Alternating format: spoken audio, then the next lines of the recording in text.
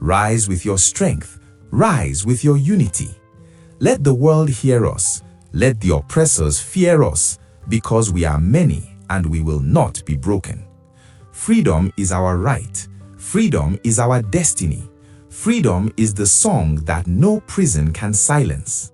Stand tall, my people. Stand for justice. Stand for truth. Stand for freedom. Because freedom is not a gift, it is a fight. And fight we must, fight we will, fight until victory comes. No retreat, no surrender. Freedom now, freedom forever. With this, I welcome you to today's episode where we examine the personality, leadership style, ideology, and vision of our great leader, Mazi Nnamdi Kanu, and place them in historical context by comparing them with genuine, selfless freedom fighters across Africa and the world. This idea is born out of my desire to make sure I talk about our great leader, Mazi Nnamdi Kanu, every single day until he comes out of prison with Biafra freedom. Today, we will be talking about the price of conviction. Every meaningful freedom struggle has one constant element: sacrifice. Not symbolic sacrifice, not convenient sacrifice, but real sacrifice. Loss of comfort, loss of safety, loss of freedom, and sometimes loss of life itself. History makes one truth unmistakably clear. No genuine liberation movement was ever led by people who sought personal comfort. Those who changed history did not do so because it was easy, profitable, or popular with those in power. They did so because conviction left them no other choice. In today's episode, we explore the price of conviction, what it truly means to stand for a people when silence would be safer. We examine the sacrifice of Mazi Nnamdi Kanu in the struggle for Biafra, and we place his endurance within the same historical lineage as some of the world's most genuine and selfless freedom fighters, including Thomas Sankara, Patrice Lumumba, Steve Biko, Nelson Mandela, and others. This is not romantic storytelling, it is historical reality. Conviction is not stubbornness. Conviction is not anger. Conviction is not noise. Conviction is the willingness to pay a personal price for a collective belief, especially when retreat would bring comfort and compliance would bring safety. Most people admire freedom fighters after history has done its work, but very few are willing to become one while the cost is still being demanded. Mazi Nnamdi Kanu's journey illustrates this truth clearly. His advocacy for Biafra did not bring him wealth, safety, or political privilege. Instead, it brought persecution, prolonged detention, separation from family, and relentless pressure to abandon his stance. And yet, the conviction remained. Support for Mazi Nnamdi Kanu is inseparable from recognition of what he has endured. He did not speak from the comfort of power. He did not negotiate from a position of safety. He did not retreat when the cost became personal. His repeated loss of liberty transformed his struggle from mere political advocacy into moral testimony. History teaches us that when a leader continues to suffer for a cause long after any personal benefit has disappeared, that cause becomes larger than the individual.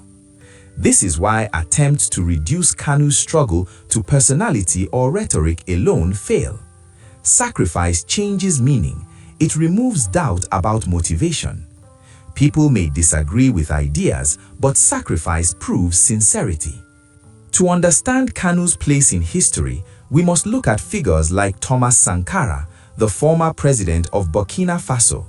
Sankara rejected luxury, refused foreign dependency, reduced his own salary, and challenged global economic exploitation. He did not enrich himself. He did not silence critics for personal gain. He lived simply and governed boldly. And he paid for it with his life. Sankara's greatest threat was not weapons, it was integrity. His refusal to compromise exposed corruption and dependency. That made him dangerous. History now remembers him as Africa's Che Guevara, not because he sought fame, but because he refused betrayal. This same moral clarity followed by punishment repeats across time. Patrice Lumumba believed the Congo belonged to its people, not foreign powers disguised as partners. His speeches were unapologetic. His vision was uncompromising. He did not last long.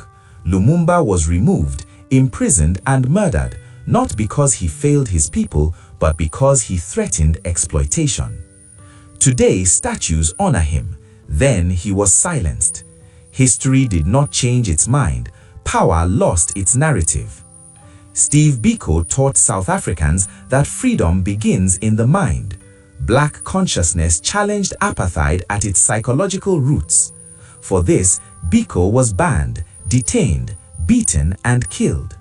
He never held office, he never commanded an army, yet the apartheid regime feared him deeply because consciousness cannot be legislated away. Kanu's struggle similarly emphasizes identity, dignity and memory, things no prison can erase. Biafra is not an abstract idea, it is built on inherited sacrifice.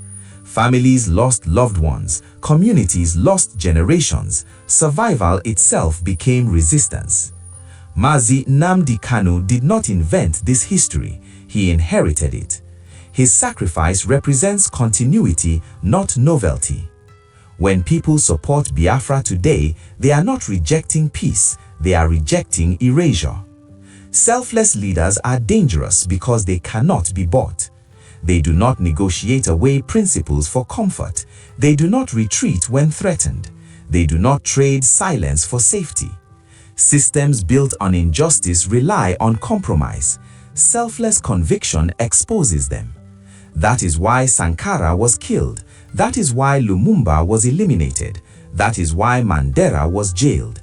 That is why Kanu remains targeted, but he remained steadfast to the cause, and the prize will surely be victory at last. The pattern is not accidental, it is historical. History uses sacrifice as a filter. Those who fought only for personal gain disappear quickly from memory. Those who endured loss for collective dignity remain. Mazi Nnamdi Kanu's sacrifice for Biafra places him firmly within the tradition of authentic, selfless freedom fighters. This does not require blind agreement, it requires honest recognition. Sacrifice alone does not guarantee success. History is honest about that. But sacrifice does guarantee legacy. It ensures that struggles are remembered not as noise, but as testimony. History does not ask how comfortable a freedom fighter was. It asks how much they were willing to lose.